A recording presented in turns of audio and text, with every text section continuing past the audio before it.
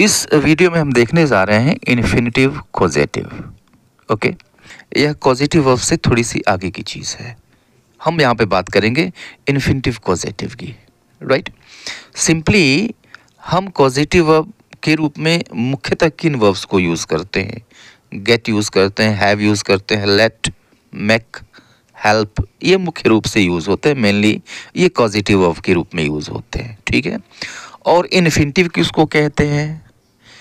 जो वर्ब्स होती हैं उनके बेस फॉर्म को हम इन्फिनिटिव कहते हैं। ठीक है, कभी यह बेयर इन्फिनिटिव के रूप में यूज़ होता है और कभी यह फुल इन्फिनिटिव के रूप में यूज़ होता है। तो bare infinitive means without to और full infinitive means with to. Right, तो सिंपली जब हम इन वर्ब्स को फुल इन्फिनिटिव के रूप में यूज़ कर लें, राइट, किसी भी टेंस में किसी भी सब्जेक्ट के साथ, तो उसको हम कहेंगे इन्फिनिटिव कॉजेटिव। ठीक है, या फिर बेयर इन्फिनिटिव के रूप में यूज़ कर लें, विदाउट टू यूज़ कर लें, बेस फॉर्म में यूज़ कर लें, या फिर फुल इन्फिनिटिव के रूप में यूज़ कर लें, तो इन दोनों कंडीशंस में इसको क्या कहा जाएगा? Infinitive causative. ठीक है, तो एक चीज़ तो क्लियर है कि इन्फिनिटिव जो काम करता है, आप जानते हैं जो इन्फिनिटिव है यह सब्जेक्ट के रूप में काम करता है, ऑब्जेक्ट के रूप में काम करता है, कॉम्प्लीमेंट के रूप में काम करता है, ऑब्जेक्ट टू अ प्रीपोजिशन के रूप में काम करता है। तो जो काम करता है वो सारा काम ये वर्ब्स कर सकते हैं, ये कॉजेटिव वर्ब्स कर सकते हैं। राइट, ओके, और कुछ स्पेशल स्ट्रक्चर्स होते हैं जिनमें हम इन्फिनिटिव का यूज़ करते हैं। तो जहाँ भी आप इन्फिनिटिव को यूज़ करते हैं, राइट, अगर इन कॉजेटिव वर्ब्स को यूज़ करते हैं तो इन्फिनिटिव कॉजेटिव हो गए। राइट, आइए हम देखते हैं वन बाय वन इन सभी रूपों में। ओके, तो अच्छी तरह से चीज़ों को समझने के लिए मेरे साथ अंत तक इस वीडियो में बने रहें। ठीक है, तो टॉपिक थोड़ा सा कॉम्प्लेक्स है, लेकिन कंसंट्रेट होके आपने सीरियसली समझा तो सब कुछ समझ में आएगा।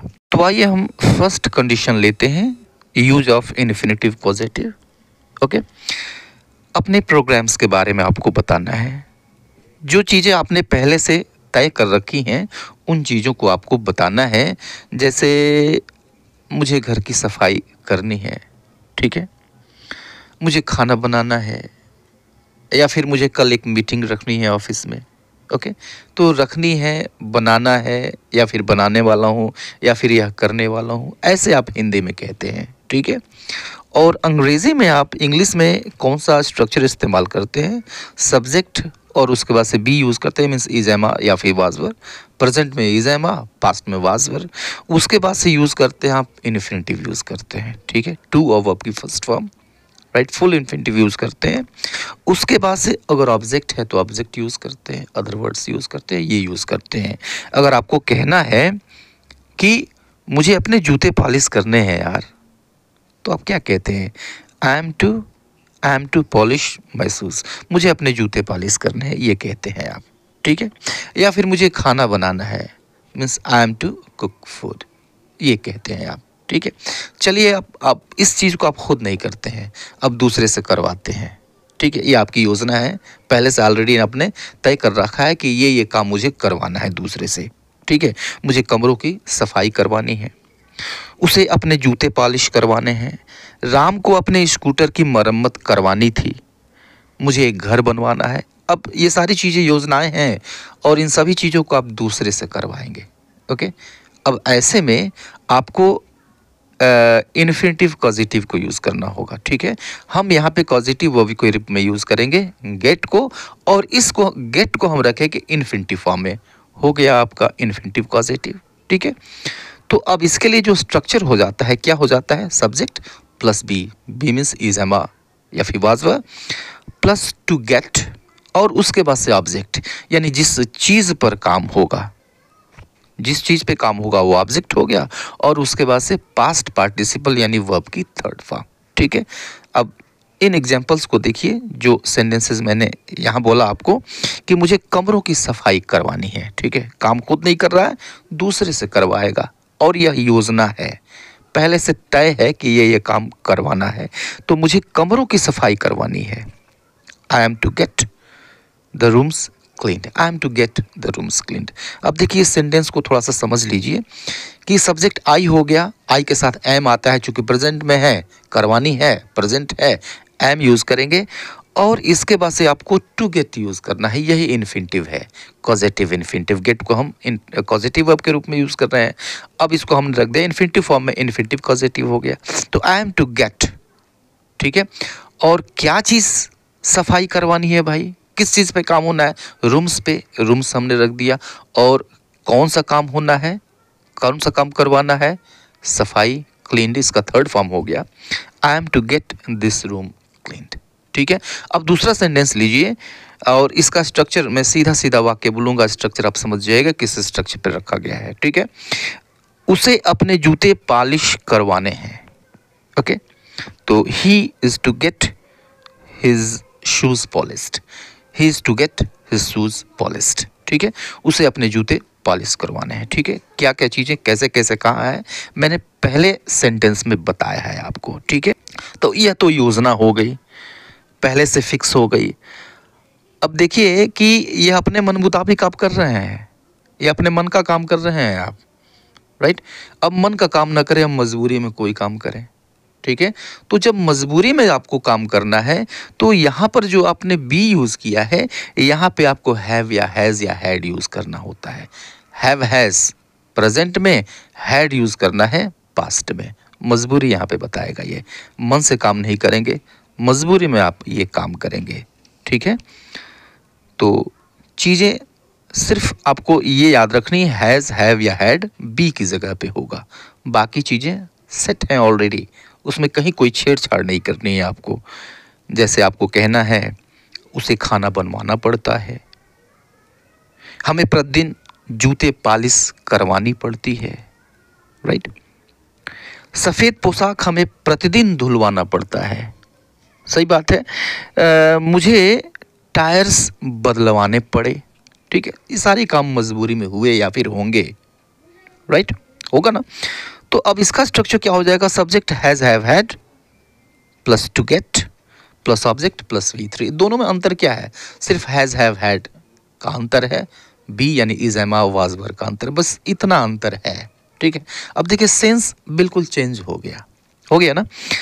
तो उसे खाना बनवाना पड़ता है, he has to get food cooked. अब देखिए बहुत ज़्यादा एक्सप्लेन करने की ज़रूरत नहीं है, चीज़ें कैसे कहाँ रखी जा रही हैं मैं पहले बता चुका हूँ। ये चीज़ें तुरंत आपके माइंड में क्लिक करनी चाहिए, कौन सी चीज़ें कहाँ जा रही हैं, राइट। दूसरा सेंटेंस देखिए कि हमें प्रतिदिन जूते पॉलिश करवाने पड़ते हैं, right. We have to get our shoes polished every day, okay. अब इन दो सिचुएशंस और दो सिचुएशंस देखते हैं जब हम इन्फिनिटिव कॉजेटिव को यूज़ करते हैं। पहला सिचुएशन एज अ सब्जेक्ट और सेकंड सिचुएशन देखेंगे फिर आगे। नेक्स्ट सिचुएशन हम देखेंगे एज एन ऑब्जेक्ट, ठीक है। तो सब्जेक्ट के रूप में आप कॉजेटिव इन्फिनिटिव का कैसे यूज़ करेंगे, राइट। अब कैसे वाक्य होंगे, कैसे सेंटेंसेज होंगे, जैसे इस कंप्यूटर को ठीक करवाना बुद्धिमानी नहीं है, ठीक है। अब हम सब्जेक्ट पार्ट देखिए, सब्जेक्ट पार्ट क्या है, इस कंप्यूटर को ठीक करवाना, ओके। करवाना, खुद नहीं करना, करवाना। ये जो नाने ने इस खत्म हो रहा है ना, यही कॉजेटिव वर्ब है, इसी को पॉजिटिव वर्ब फॉर्म में रखना है, टू गेट और ऑब्जेक्ट यहाँ पे यूज़ करना है, ठीक है। और यह सब्जेक्ट वाला हिस्सा है, तो इस कंप्यूटर को ठीक करवाना ये सब्जेक्ट है। अब इसको लिखेंगे कैसे, टू गेट इन्फिनिटिव यूज कर लिया हमने, इन्फिनिटिव कॉजेटिव यूज कर लिया, और इसके बाद से ऑब्जेक्ट, किस ऑब्जेक्ट पे काम होगा, किस चीज़ पे, ठीक क्या करवाना है भाई, तो कंप्यूटर को ठीक करवाना है। टू गेट दिस कंप्यूटर, यह कंप्यूटर ठीक करना, फिक्स्ड थर्ड फॉर्म। तो to get this computer fixed, अब सब्जेक्ट हो गया, इज नॉट वाइज, बुद्धिमानी का काम नहीं है, बुद्धिमानी नहीं है इस कंप्यूटर को ठीक करवाना। और ये दूसरा सेंटेंस देखिए कि यह सूचना पेपर में छपवाना बहुत ज़रूरी है। तो अब बहुत ज़रूरी है, क्या चीज़ बहुत ज़रूरी है भाई, तो यह सूचना पेपर में छपवाना, ये सब्जेक्ट है, छपवाना, नाने नहीं आ गया ना, ये सब्जेक्ट पार्ट है। तो to get this information published in a newspaper. Subject हो गया, इज़ वेरी इंपॉर्टेंट, बहुत ज़रूरी है। Right right. ऑब्जेक्ट के रूप में भी देख लीजिए, ऑब्जेक्ट के रूप में। राइट। तो अब देखिए सेंटेंसेस कैसे आएंगे, कैसे आएंगे। सिंपली नाने नहीं आएगा, लेकिन यहाँ पे ऑब्जेक्ट के रूप में आएगा। देखिए कैसे आता है कि मैंने अपने घर को मैं अपने घर को सफ़ेद रंगवाना चाहता हूँ। ठीक है, मैं अपने घर को सफ़ेद रंगवाना चाहता हूँ। तो अब देखिए जिसको पॉजिटिव वर्ब के रूप में रखना है वह नाने नहीं से ख़त्म हो रहा, रंगना नहीं रंगवाना है। मैं अपने घर को सफ़ेद रंगवाना चाहता हूँ। ये जो रंगवाना है ना, इसे वो पॉजिटिव फॉर्म में रखेंगे हम।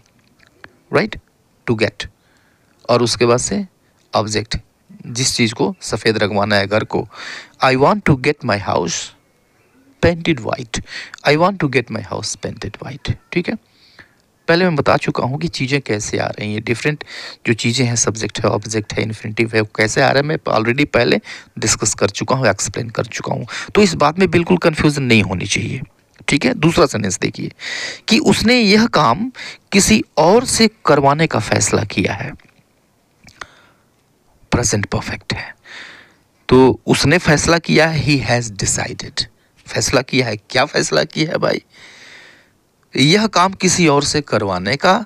ठीक है, तो करवाने का, टू गेट, और क्या करवाने का, तो यह काम, दिस वर्क, और करवाना, करना, डू मीन्स करना, डन इसका थर्ड फॉर्म हो गया, और किसी दूसरे से, बाय समवन एल्स। तो he has decided to get this work done by someone else. बीच बीच में जो सेंटेंस मैंने दिया है उनको ट्रांसलेट करने की कोशिश करें। ओके, कमेंट बॉक्स में कमेंट करें। मिलते हैं नेक्स्ट वीडियो में, तब तक के लिए goodbye and take care.